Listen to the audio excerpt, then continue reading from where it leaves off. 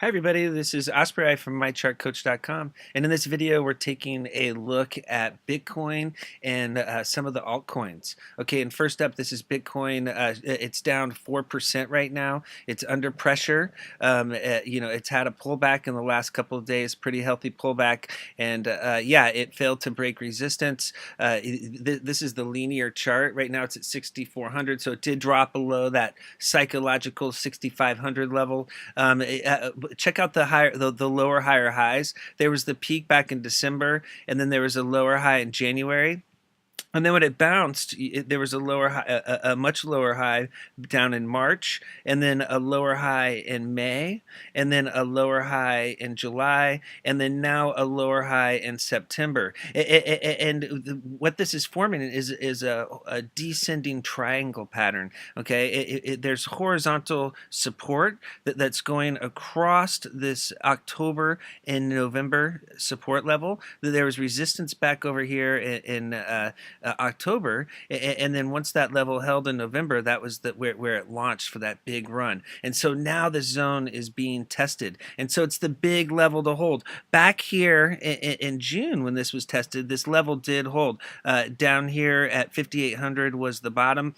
And so that's what we've been saying is the big level, between 5,800 and 6,000. That's going to be your crucial zone. If it gets below 5,800, that's going to signal downside risk. That's going to put it below this launch level, and then you could see it pull back and test possibly 4,300, 4,400. That would be the downside risk. To the upside, what you want to see is a break above the descending resistance line. Imagine a descending resistance line across these tops here, and so right now it's at a flex point. It's either going to break above the line and break out higher, or it's going to drop below support and head lower. So it's coming to that crucial level. If it starts trading above 7,300, 7,350, that should signal upside potential. If it drops below 5,800, that's going to be a major red flag. Okay, let's look at the last Bitcoin chart that I worked on here. And so, yeah, when it broke out above this closing price on the 17th right here on the 24th, it really got cooking, and yeah, it got above that 150-day simple moving averages, the green and the gold lines, and everything was going smoothly until it hit the zone up here, the prior resistance zone from back here in July, and so it kind of hit this level and failed to break where this cluster of candles is, and then it ended up heading lower. And so you could see here if we put the line here, and so yeah, that was a major bearish reversal pattern that formed yesterday with this red candle. That did form a bearish engulfing reversal pattern on a really big red candlestick, and so that did signal downside risk. Certain candlestick patterns are stronger than others. And bearish engulfing is one of the stronger ones, especially a red candle like that. That was a brutal drop. And notice the low of day was the close, and so that signals that the bears were the last trade of the day was low of day. That signals complete bearishness, and it started off with just more downward pressure today. So now it's hitting this key support zone from back here in August, and this is where it's going to really need to hold. Yeah, if we take this line down here, you could see, yeah, this 62 to 60 level, that's going to be a crucial level to hold on a dip.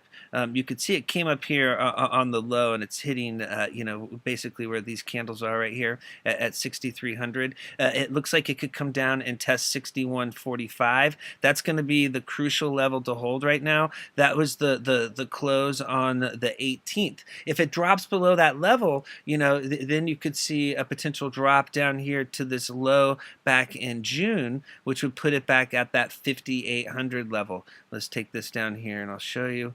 Yeah, down here at that 5850 level, and so that's the downside risk if it fails to break. Now, just looking at it real quick here, if we draw an ascending support line, you could see here it's hitting. let me just put this in real quick. It's starting to hit the ascending support line zone. You could see there was a bottom here, and then there's a higher low, and then now it's hitting right here. And notice how the lower wick hit right off of the ascending support. So this is a key level. It could bounce off of the zone. It would be crucial if it held 6,300. That would be great from a technical perspective. If it dropped below this level, you know, that would signal that it's not making a higher low, and that would signal downside risk. You know, you want to see a higher low now. You can see here it's got the a lower high as well, and so this is forming the symmetrical triangle pattern, and so it's going to have to break through the descending resistance to head higher. You can see here you've got the descending resistance, ascending. So the bottom line is, you know, we're going to see if Bitcoin is going to hold 6,300, and if it doesn't, you're looking at 6,150, and then if that breaks, you're looking at 5,800 back on deck. Okay, let's look at Bitcoin Cash here. Bitcoin Cash hit the green line here. That's the 50-day simple moving average. It's currently at, what is that at? It's 643 is where that's at right now. And so right down here in this green line is at 643, and then you have the high close right here. This is going to be a crucial level to break to head higher. And so it's all about this 640, 650 resistance zone. Right now for support, it's hitting the August 18th close. You can see here it retraced back down to that level. If it were to drop below this 508 support level, it could head lower. You know, you've got some support down here. It had no, it was up here. Where was that at? Yeah, right up here at 50. Where was that? 450. I guess basically that is 450. Yeah, over here from October of 2017.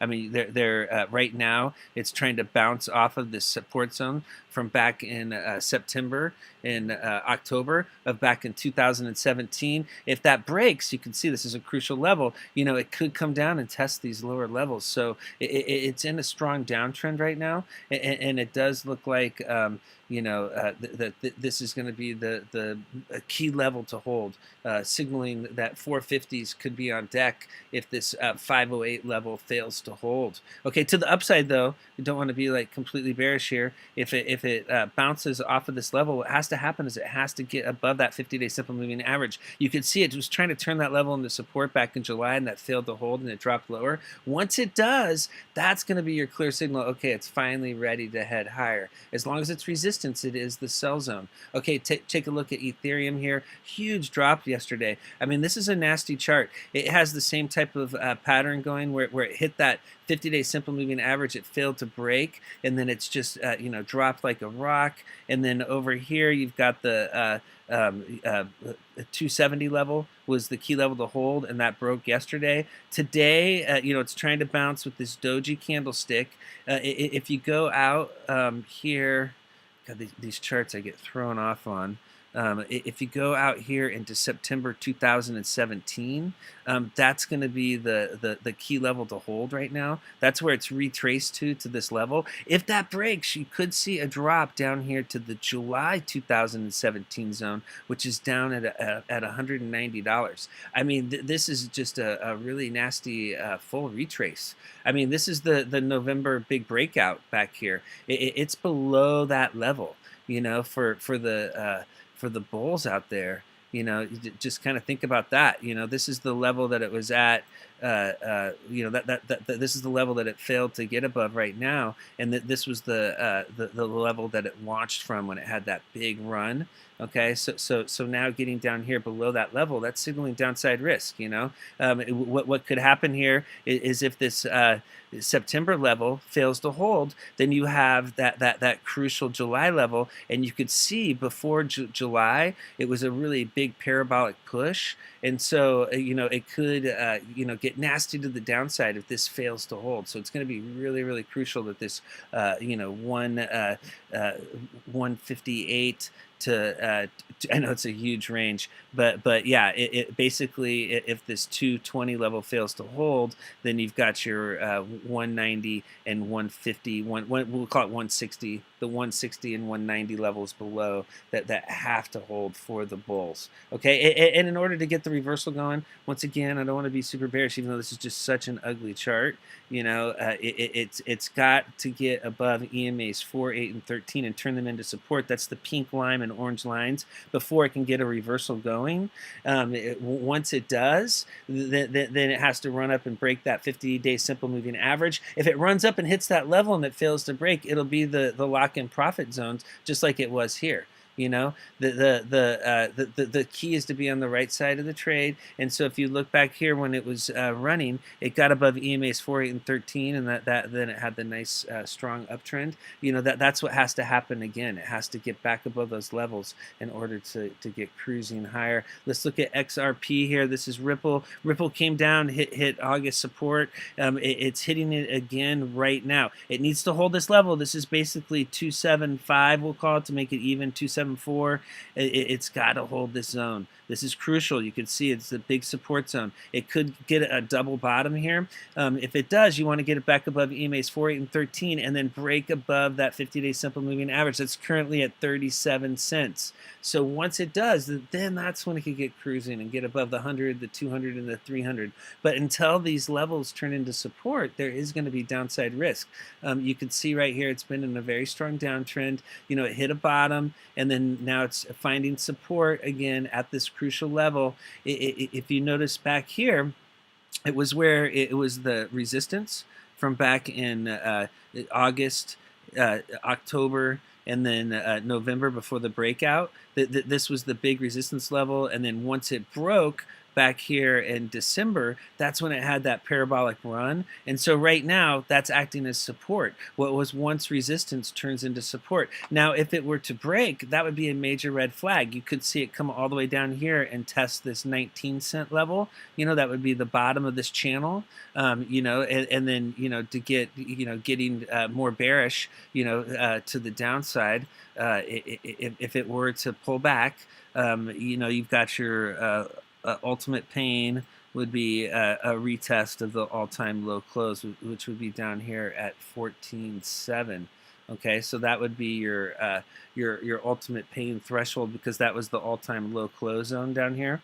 Okay, not saying it's going to necessarily hit that level, just saying that it's going to be very, very important that it holds this 27-cent support zone. Okay, it's going to signal more downside risk if it fails to hold. Okay, now let's take a look at Litecoin. So Litecoin here has the same deal. Notice how all the charts look the same. I mean, for people that just started trading, and then when they got into crypto and they've never really traded stocks before, they've never traded penny stocks, they probably haven't seen charts like this. But for anybody that's traded penny stocks, they've seen these types of charts quite a bit.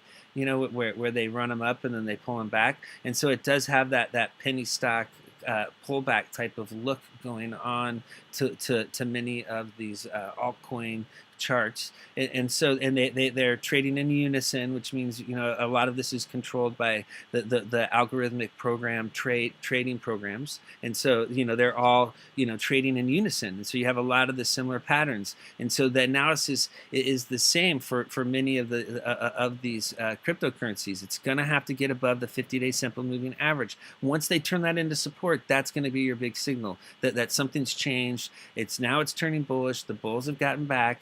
And for Litecoin, that's at 67.76. As long as it's resistance, it's signaling more downside risk. Now, right now, it's coming down to test that double bottom level as well, which is down here at 53.34, that $53 level. If it were to break below $53, the downtrend will continue. And then you're looking at what do we have here?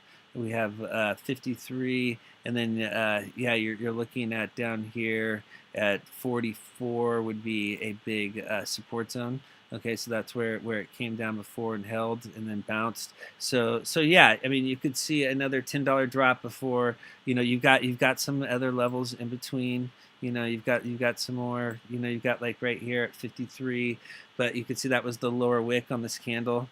at 53. You know, that or what is that, 49? It's hard to read these charts. Okay, so 53 and 49 would be the two big levels below to hold. So yeah, so basically it's a very bearish chart, and it has to get back above EMA's 4, 8, and 13 to get anything going. You know, so right now, you know, it's best to be on the sidelines waiting for the chart to head higher, or you know, turn bullish if you're like on the sidelines right now, because there's still a lot of downside risk.